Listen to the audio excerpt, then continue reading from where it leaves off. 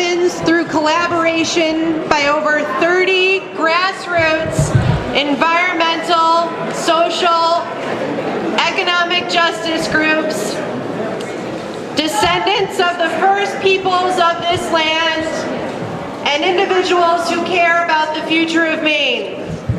We call ourselves the Alliance for Common Good.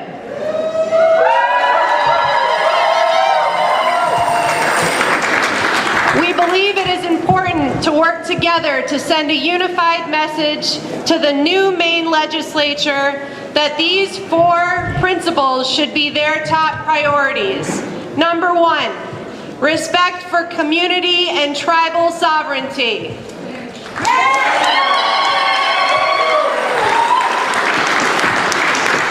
Number 2, reserving Maine money for Maine people.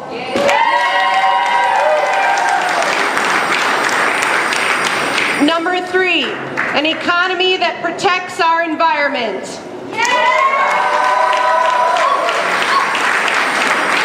And number 4, keeping money out of politics.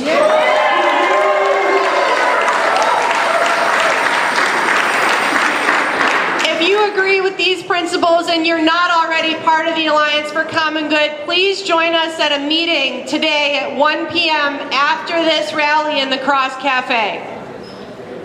While Alliance for Common Good members come together under these 4 principles, we chose to highlight water protection and community and tribal sovereignty today. These foundations of life and freedom are being whittled away at an alarming rate. Think about water. We should all be aware of the water every moment we can. Water is all of us. It is our blood, our skin, our eyes. Without water, we would not exist. Neither would plants, trees, or animals. Water truly is life. Yet our relationship with water grows more and more distant. Fortunately, we can turn to leaders who have had intimate relations with the water here for thousands of years. There are 4 federally recognized indigenous tribes left whom originated in what is now called Maine. Many others, including the Kennebec, whose homeland we occupy right here in this space, have been lost to white settlement and colonial expansion. Now, still in 2015, more people who are actually from here are facing genocide and threatened with extinction. Soon you'll hear from a citizen of the Penobscot Nation about the water they have related to for time immemorial. People who work in this building are attempting to steal the birthplace of their first ancestors, the Penobscot River. Alliance for Common Good Coalition members chose to highlight water protection and community and tribal sovereignty because these are 2 of the most important issues facing us today. And if we don't start to focus on water and local empowerment, we will likely suffer much greater losses than if we commit ourselves to being responsible, caring stewards of our home and fragile humanity. Several speakers today will share with you how they are leading efforts to create a vibrant future for many generations to come. I ask all of you, let us flow like a great river through the changes that face us, engaged, accepting, and rolling together.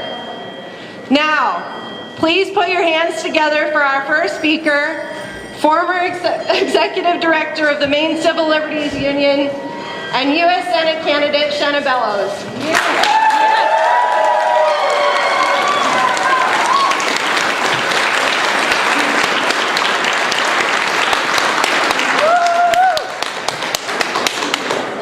Thank you so much, Chris, and thank you all of you for coming together today around hope. Hope for a better future for our children and our grandchildren. Hope for a different way forward that rises above politics and works in favor of the common good. So on Tuesday, it was warmer than it is today. It was 2 degrees by my temperature thermometer reading inside my car as I pulled into Ellsworth. And I saw there the Fairpoint workers who are on today their 84th day of their strike. And they were outside waving cheerfully despite the bitter cold. The heart of the issue is benefits and security for them. They're not striking for more pay. They're striking for basic job security, not to be replaced by temporary workers.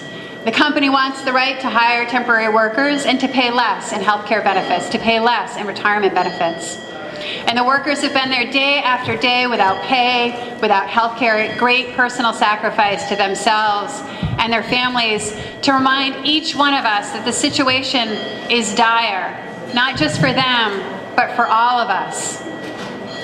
We can't shrug and say what is happening in our telecommunications system, in the loss of infrastructure, in the loss of jobs, in the privatization of our water rights, and the attacks on tribal and community sovereignty. We cannot say that this is the cost of progress, because things are not better. We're not receiving better services and better infrastructure. In the past month, small businesses and schools here in our state, going to the Fairpoint example, have been without phone or internet service for times. In Vermont, they lost emergency 911 service.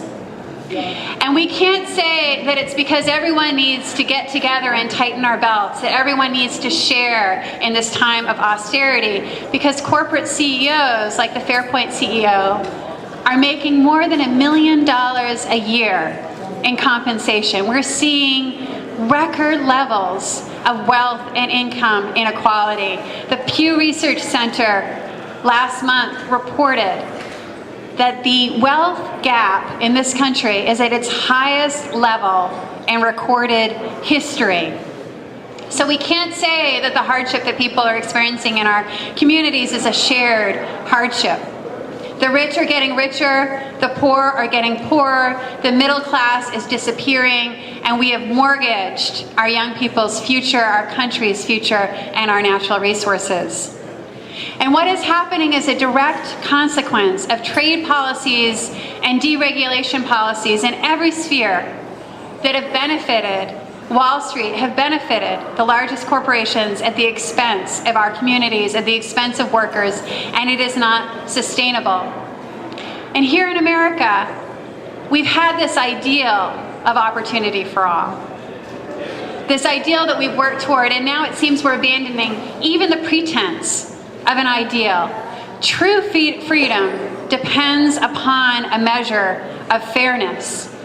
The workers in Ellsworth and then the workers in Bucksport, I drove through Bucksport on my way back, they never expected millions, but they did expect that if they worked hard, if they did a good job, if their company was making a profit, then they would share in that prosperity and be able to pay their bills and feed their families. And that dream for them, in a very visceral way, has been shattered in recent months. So that leaves our elected leaders with clear choices. Yesterday, Senate President Mitch McConnell announced that he was going to urge fast-track authority for the Trans-Pacific Partnership. If you have not signed the petition in the back, I urge you to do so, because this is a trade agreement negotiated in secret by corporate lobbyists that have a detrimental impact on our environment, on our workers. It would be the largest trade deal in history, and with fast-track authority, not be subject to public review or any amendment. So we call upon the Maine delegation to say no to fast-track authority, not to abdicate their responsibility to review this trade agreement and to stop it. And at the state level, we call on our elected leaders to recognize tribal and community sovereignty, to recognize that deregulation, such as in the case of Fairpoint, leads to the loss of jobs and the loss of infrastructure and harms our state.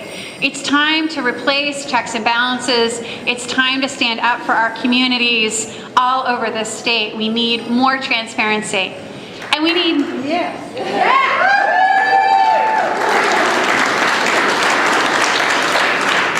But finally, let us not wait. Let us not wait for leaders in Washington or leaders in Augusta to solve our problems for us.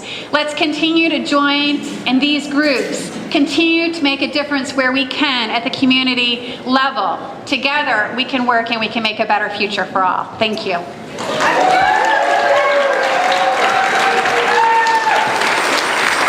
Thank you, Shenna.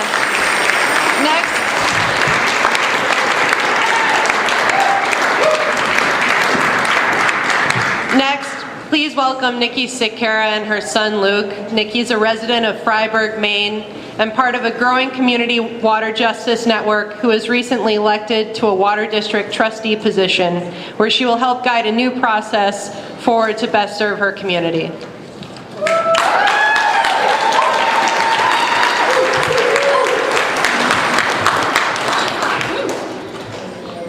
I don't go anywhere without my water, so it's right here. Thank you. My son Luke and I reside in the resource colony of Freiburg, Maine, a small rural town where the Nestle Corporation has been nearly successful in securing contract rights to our water for the next 45 years without the consent of the people of Freiburg. Interveners in this case are preparing for an appeal, so our fate is now in the hands of the alternately appointed Maine Public Utilities Commissioners, Paul Rudman and John Atwood. This is deeply concerning, as Nestle, being the largest food and beverage corporation on the planet, has the upper hand in the proposed agreement, and our small community can ill afford a fair legal fight with them. Nestle needs our aquifer and many others in Maine to supply their growing Poland Spring brand of bottled water. They are successfully marketing Maine's heritage to regions with clean tap water at a high price to its consumers. The return is comparatively insulting to the communities that supply it. Now, not only is Poland Spring the best-selling spring water in the United States, it has recently surpassed all sales of Coca-Cola brands combined in the New York metropolitan area alone, which is a region of about 20 million people, by more than $133 million in 2013. This trajectory sounds an alarm, as a false dependency on Maine's water could lead to bidding wars over our very own commons in the near future. It's scary, but corporate backers as Nestle are positioning themselves between Maine's groundwater resources and Maine's people and environment to bypass its full benefit to this rural state. We need to ensure that we hold on to our ability to develop strong local economies that dynamically protects our environment while ensuring prosperity for our future generations. Aquifer groundwater levels need to be maintained for our property values, as they strongly affect lake levels, our ability to draw from our wells, and for the benefit of healthy forests, wildlife, and farmlands. Impressively, in our state, small family farms are being started at a rate nearly 4 times faster than the national average.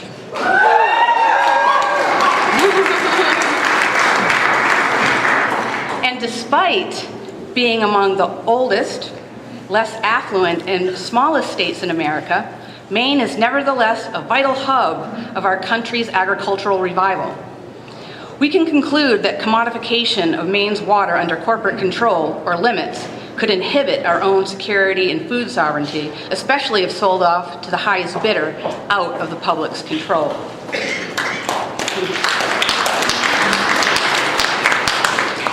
And one thing we've learned in Freiburg is that if your well goes dry due to diminished aquifer levels, the burden of proof is on the landowner. And so you bear the expense of digging deeper wells. So bear that in mind. So, Maine needs to reclaim its natural heritage narrative. So let's leave here with a few ideas to this vision. First, we need to educate our communities and talk to our elected officials about passing stronger protection laws. Yes, a good law should ensure our groundwater resources be secure in both quality and quantity for local people. Thoughtful laws or policies with good sense should honor the lessons from our own Maine Indian natives and believe we should seek to make decisions regarding our water with consideration for the next 7 generations and beyond. Second, Don't buy bottled water. We have the power to change our habits and use refillable containers to get water purification systems in our homes to supply our basic needs.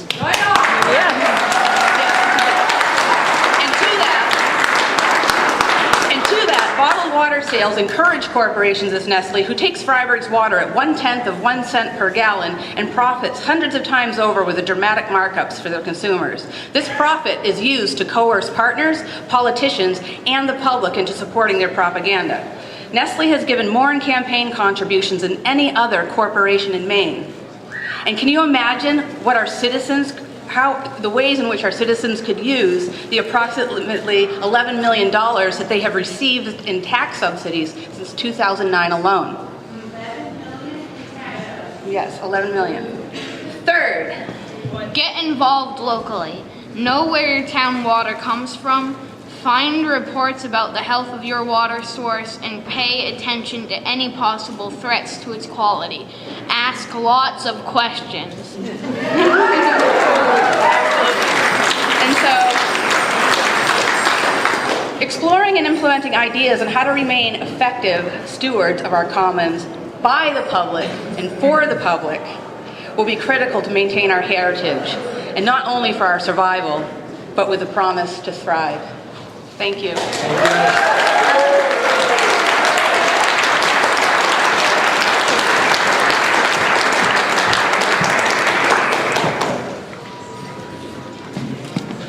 Next, please welcome Todd Cheney and Hendrik Gideons with the Advocates for Sustainable Futures Down East.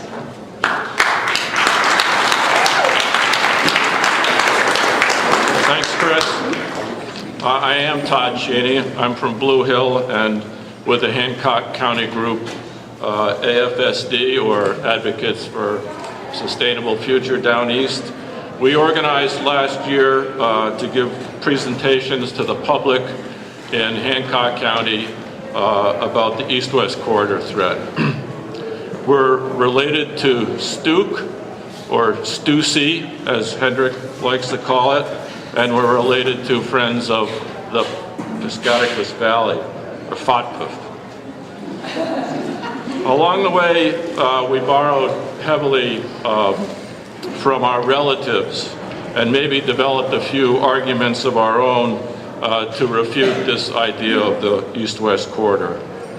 And the most important one in my mind is that the proposal has little to do with Maine, but is thoroughly embedded in global trade and climate change economy. The East-West Corridor, with its diesel trucks and pipelines, would network right back to the Bakken oil fields and the Alberta tar sands, and in the east connect with container ships that are sailing from lands of dirty coal energy. Most of you have probably heard the prediction that if the carbon in the ground in Alberta is taken out and burned, then the earth is going to burn. And you probably also know that the oil companies and the ruling elites have every intention of taking out that carbon and burning it. Once you're aware that our civilization is on a course to burn all that carbon that's going to bake the earth, everything changes, as Naomi Klein, the Canadian writer, has put it. It's not going to matter if the East-West Corridor gets built or not, if they or we still burn all the carbon. And it makes the idea of building local sustainable economy kind of a joke if they and we are still going to burn all the carbon. So the existential question in this time of climate change is, what do I do about it? And I don't know what the answer is to that exactly, except to say, do something. And that's what I say to myself every day, do something. And we have done a good deal here, a good deal of work with so many good people. Beating back the corridor is a start, but it's not the end of anything, it's just another beginning. Thank you.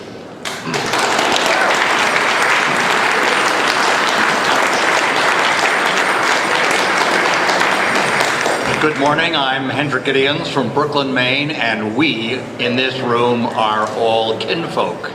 And our job is to expand our family. I think I am.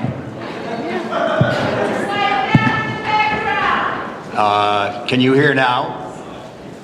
Okay, I'll get a little closer. Our job is to expand our family, our kin, exponentially.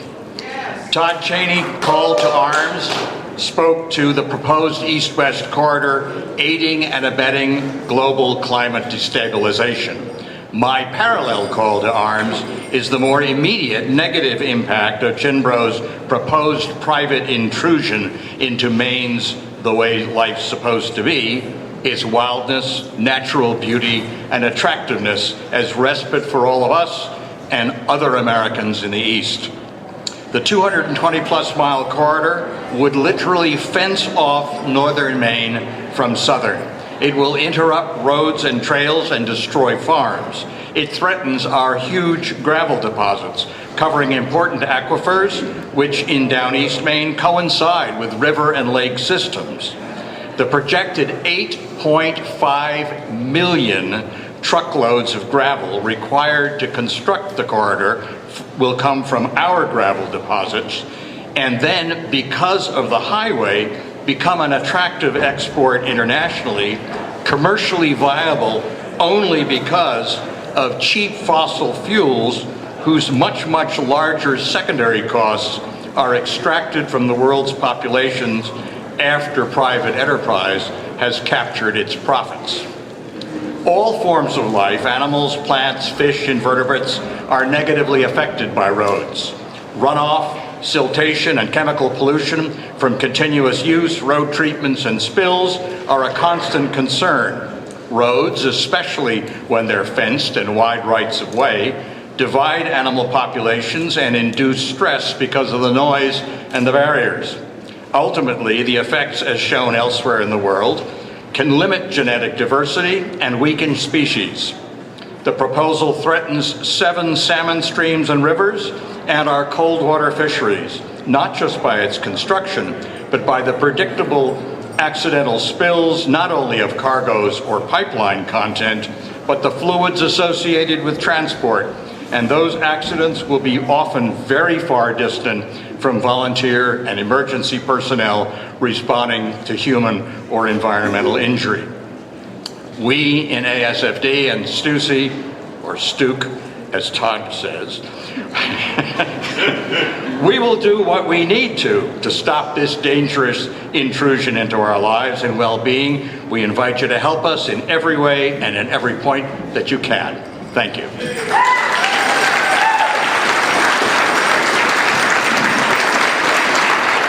Thank you very much, Hendrik and Todd. Next, we have Sass Linnekin with the Maine Students for Climate Justice. Sass is a senior studying environmental writing and media studies at Unity College. She's been an organizer with Maine Students for Climate Justice, which is a student coalition bringing youth voices to the movement towards ecological sustainability and social justice. Sass.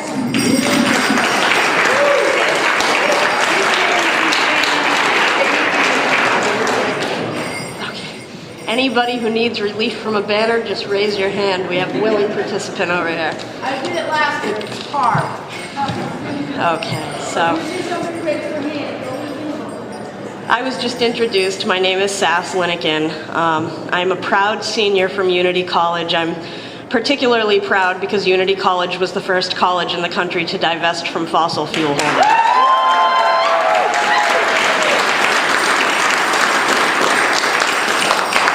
I'm here to represent the Maine Students for Climate Justice. On November 4th, we re-elected Governor LePage, a man who has denied the importance of climate change and has instituted policies that rewind the progress towards a just and sustainable future in Maine. In doing so, LePage shows that he has no interest in safeguarding the future of Maine and the youth that will inherit the brunt of anti-climate agenda. Maine Students for Climate Justice are organizing an unprecedented action to show Governor LePage, Maine's elected officials, and all Mainers that we as students and young people demand an economy that works for people and the planet. Our goal is to have at least 1,000 students in front of the Blaine House this spring, demanding a clean energy future.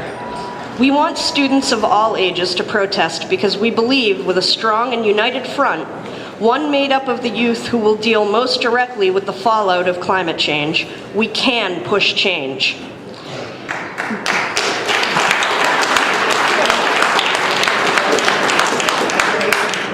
Maine Students for Climate Justice is a student coalition that brings a student voice to the movement for ecological and social justice. We are comprised of Bowdoin, Bates, Colby, Unity, College of the Atlantic, University of Southern Maine, and University of Orono. Over the course of a year, MSCJ has organized Maine student involvement in XL Dissent in DC, the People's Climate March in New York, and we did so to hold our national and global leaders accountable. Many campuses involved with MSCJ have successful or active fossil fuel divestment campaigns, and many students passionately worked to prevent tar sands from coming into South Portland. Climate change already harms Maine residents, especially Indigenous populations, and people all around the world are resisting extreme energy extraction related to fossil fuels. The youth of Maine stand with the impacted communities, and together we will win. This spring, our goal is to get that 1,000 students together in front of the Blaine House to demand an ecologically safe and socially just future. There has never been a protest for climate justice of this magnitude in Maine, and we believe that if we reach our goal, our voices will be heard. We will reinvigorate the climate justice movement in Maine and catalyze meaningful political action. There has never been a more important time to fight than now, and we are the future. We say the injustices of fossil fuels will be history.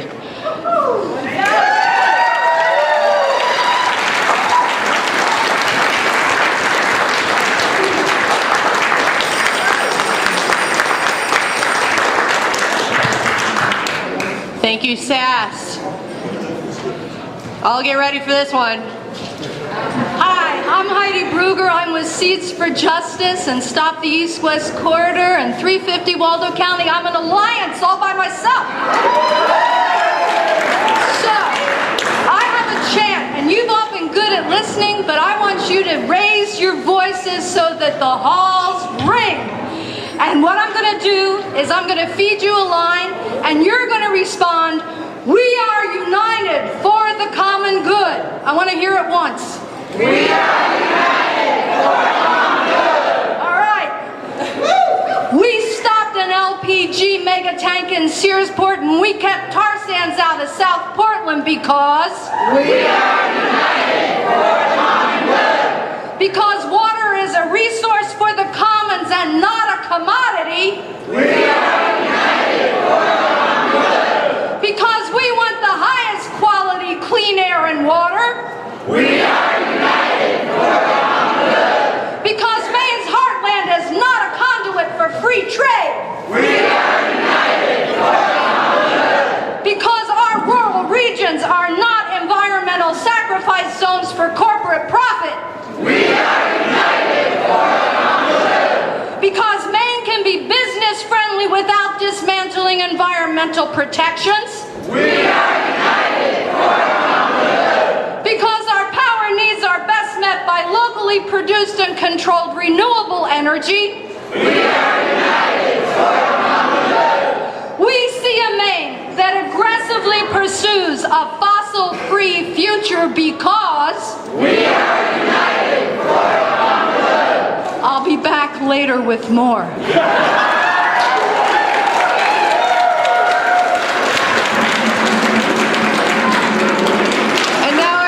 Please put your hands together for Troy Jackson.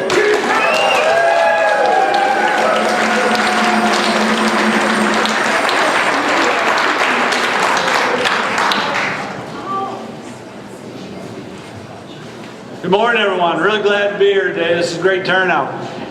I wanted to say that, Shanna did a great job. We had a chance over the last 6 months or longer to be at a lot of different events, so she's heard almost everything that I have to say. And it's really hard to go after her because she does such a great job. But, I guess for me, I'm a pretty common man. And I know that. But many times when I get up in the morning, I'm mad. And I think a lot of people are mad. Yeah. And it's unfortunate that it is that way, because I think the thing that I'm mad about the most is that you look back on your life and you look at growing up, being educated, and people telling you that if you work hard, play by the rules, you can accomplish great things and make a difference. And in my opinion, too often, that's a lie. That people that have money and influence drowned out the people that are working hard and playing by the rules. And that's just something that it makes me mad all the time. And I don't want to feel that way. I don't think anyone else should feel that way. And for me, looking back, like I said, I think early on, I was affected by that when I was just in the 7th grade. My father, who was a logger, much like everyone else that's in my community of northern Maine is loggers, took me to a strike when I was 12 years old. And those men all were hard workers, all put their lives on the line on a daily basis, and were asking for nothing more than fair pay for their dangerously hard work. And when they stopped working because they didn't feel they were getting what they deserved, and asked the large landowner to come and speak to them about giving them a little bit more for a job that was so hard to do, I can remember being there and only being 12 and not understanding really what was going on, but all the men that was there were joking around and laughing, and I'm sure now, thinking about it, they were probably trying to get rid of some of the nervousness that they had. And when that landowner showed up and got out of the car, he didn't get out and say, "Hey guys, how's it going? What can we do to resolve this? What are the issues that are dividing us?" He got out and the very first thing he said was, "Go back to work for what I'm paying you for, or I'll replace you all." And at 12 years old, I can remember standing behind my father and being very scared because a man took all the air out of the area that we were in, just like that. But I can also remember looking around my father because I couldn't believe what was happening. And now, at 46 years old, what I realized, as scared as I was, I don't know what my father must have felt like, standing there in front of his son and having the man that had his future in his hand, basically cutting the legs right out from underneath him. And so I've been mad a long time. And I'm tired of corporations having the upper hand all the time. I'm tired of them being able to use their money and power to get trade agreements that make working class people have to work twice as hard and still not be able to have enough money for their homes, their families, to put their kids through college, and even then turning around and making sure that they're in debt for their entire lives with student loans that are completely out of hand for most people, taking away health care, making sure that prescription drugs aren't offered to people that need them. These things have to stop. And it doesn't matter if you're a Republican or a Democrat. In the end, it's about the dollar for most of these people, and they'll do whatever they can to make sure that they get their way. And more than anything, I think that people have to start realizing in this state, and it doesn't seem to be a problem in this room because we're all here, But too often, people in this state feel like they can't ask for more. If they do say anything, they're going to be looked at as greedy. We have to ask for more. We have to demand more, because what they're giving us right now is scraps. And it's not fair. It's not right. We shouldn't feel like we have to be made and kept down, because, brothers and sisters, if we don't fight for it, I promise you there's no one else that's going to. And so, if there's anything that I can leave you here with today, is don't feel bad that you want more for you and your families. And don't worry about people try and make you feel like you're asking too much. If you want to have health insurance, if you want to be unionized, if you want to have a home that you don't have to worry about losing the heat in or anything like that, if you want to be able to be secure in your food and make sure that your kids and your grandkids aren't going to bed at night hungry, don't worry about fighting for those things, because you're the people that make sense. You're doing the things that are right. And you shouldn't let the people with money and power continue to make you feel like you're asking for too much. Because in my opinion, they've got everything and they don't deserve anything.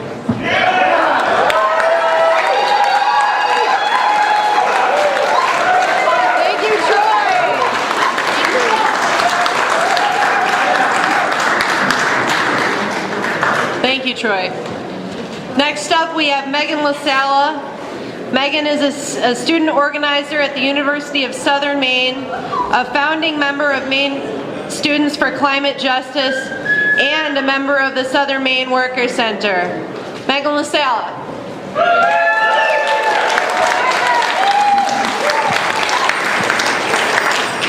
Hello. Hello. Can you all hear me?